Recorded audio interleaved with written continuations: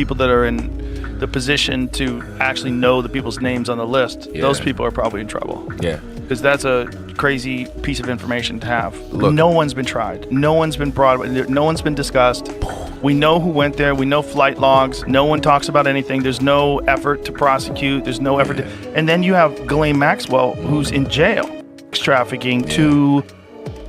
Jeffrey Epstein was a convicted offender who conveniently passed away in his cell the day before he could talk. Months later, the FBI labeled the likes of billionaire Les Wexner a co-conspirator, whilst other billionaires like Bill Gates were on the flight logs to Epstein's island multiple times. Some people allegedly went there so many times they allegedly contracted STDs. Yet after Epstein's conviction, and after everyone knew, neither man has been arrested, neither man has been charged, neither man has spent a single day in court. Now, Ricky Gervais is allegedly spilling secrets about why this is happening, and it all has to do with the unredacted Epstein files and a system where power protects power, where billionaires don't get arrested, where co-conspirators get to keep their fortunes, and where the only people who face consequences are the ones who can't afford lawyers named after airports. Now, Ricky Gervais is allegedly revealing the real issue isn't just who went to the island, it's why they are all still free. Right now in the world is linked to Jeffrey Epstein. That's what I think. I think everything? I think everything. Trump shit. The unredacted Epstein files have been stirring up a massive storm recently, and it all comes down to the names that were blacked out for years. When all of this drama first started, the FBI claimed they had a mountain of evidence, enough to lock up Epstein and his co-conspirators for 100 lifetimes. Yet years later, only Jeffrey Epstein and Ghislaine Maxwell seem to have faced justice, while Epstein's alleged co-conspirators had their identities shielded under endless pages of heavy redactions. This didn't sit well with the public. But recent revelations associated with Ricky Gervais suggest that this was the plan all along, a carefully designed system engineered to ensure elite power remained protected for decades. According to these revelations, when all of this began, Epstein wasn't just an offender. He started as a fixer, a man who allegedly moved money for powerful entities that didn't want their names on a public ledger. He was the bridge between government figures and private enterprise, an intelligence asset who allegedly compromised global leaders while the world watched and did nothing.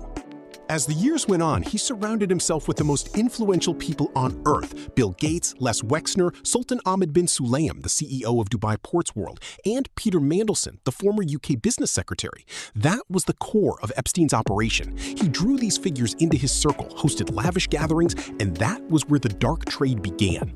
Epstein, with the help of Ghislaine Maxwell, allegedly lured unsuspecting young girls under false pretenses, offering them to these powerful men. In return, Epstein allegedly recorded these individuals engaging in unspeakable acts, using the footage to compromise and blackmail them.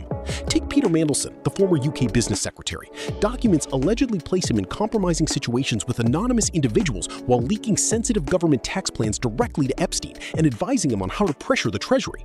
Those of Mr. Mandelson with no trousers on with an anonymous woman, and also revealed the then business secretary and Labour MP leaked sensitive UK government tax plans to the convicted and advised him to mildly threaten the Treasury over a proposed banker's bonus tax, as well as telling the disgraced financier that he was trying hard to change the policy from within at Epstein's request. The documents also show multiple payments of thousands of pounds from Epstein to the former Labour spin doctor or his husband, one of which was after Epstein's 2008 conviction for soliciting girls as young as 14. But the unredacted files allegedly reveal something even darker, something mainstream media coverage refuses to touch. Medical records from Epstein's private clinic allegedly indicate that multiple high-profile visitors contracted STDs after partying on Little St. James. These weren't random occurrences. The clinic allegedly treated them, documented every diagnosis, and handed those records over to be used as raw leverage. It was another layer of blackmail, another file in the cabinet, and another guarantee of silence. Because when you hold a billionaire's medical paper trail proving what he allegedly did on a private island, you own him forever. Ricky Gervais allegedly looked at this machinery and saw a network built not just on control, but total leverage. Every visitor was cataloged, every diagnosis documented, and every secret weaponized. These frequent visitors weren't just clients, they were assets trapped inside the system. The flight logs revealed two distinct categories of visitors. First were the tourists, those who flew in once or twice, including high-profile celebrities, politicians, and billionaires who checked the box, visited the island, and left. Then there were the frequent visitors, the ones who went back again and again. Bill Gates reportedly appeared on multiple flights to the island and held meetings with Epstein long after his 2008 conviction. Les Wexner, on the other hand, allegedly transferred hundreds of millions of dollars to Epstein, effectively funding the empire. These were the architects who helped sustain the system. They knew the layout, the hidden cameras, the private rooms, and the victims, yet they stayed silent when Epstein died. Silence was the price of admission, and they had invested far too much to speak out. This raises the fundamental question that separates a casual visitor from an accomplice. Why did they keep going back? A tourist visits once, a partner returns, an investor protects his asset. These men kept returning long after the truth was exposed, long after the conviction, and long after the world should have stopped them. Even commentators like Joe Rogan have warned that every name exposed brings the global blueprint into focus. The DOJ's fight to keep 80% of the files redacted isn't about protecting victim privacy. It is allegedly about preserving the system itself. The off-the-books operations, the intelligence links, and the international network that weaponizes secrets. Exposing the full list wouldn't just embarrass Hollywood elite, it would collapse political structures, end careers, and expose the shadow operations operating behind elected officials. Ricky Gervais didn't analyze this as a conspiracy theorist, but as an insider who spent decades observing the rooms where power collapsed for itself. The Golden Globes, the Emmys, the galas where elites wear tuxedos, preach about justice, and lecture the public on morality while hiding behind non-disclosure agreements. He recognized that the room isn't just Hollywood, it's everywhere. Cover-up is so huge, we'll never know who's really on the full list. The sickest of the sickest humans on the earth have endless finances and control the game. Nobody is asking what Epstein had on Wexner. Nobody in their right mind signs over $1 billion industry and real estate to Epstein for no reason. Win an award tonight.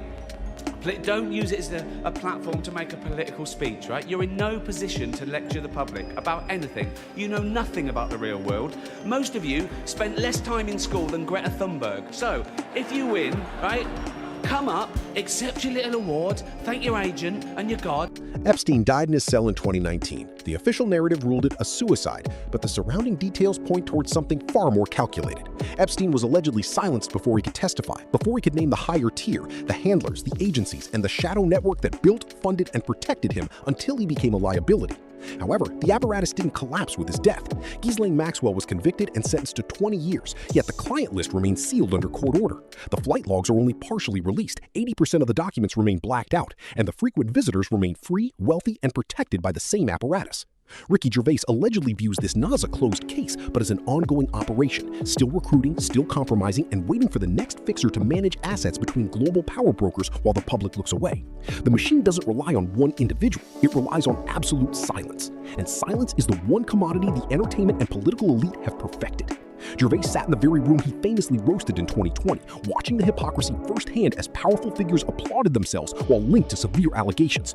But the scope extends far beyond Hollywood. It connects Washington, London, Dubai, the Virgin Islands, intelligence apparatuses, and corporate boardrooms into a single operational network.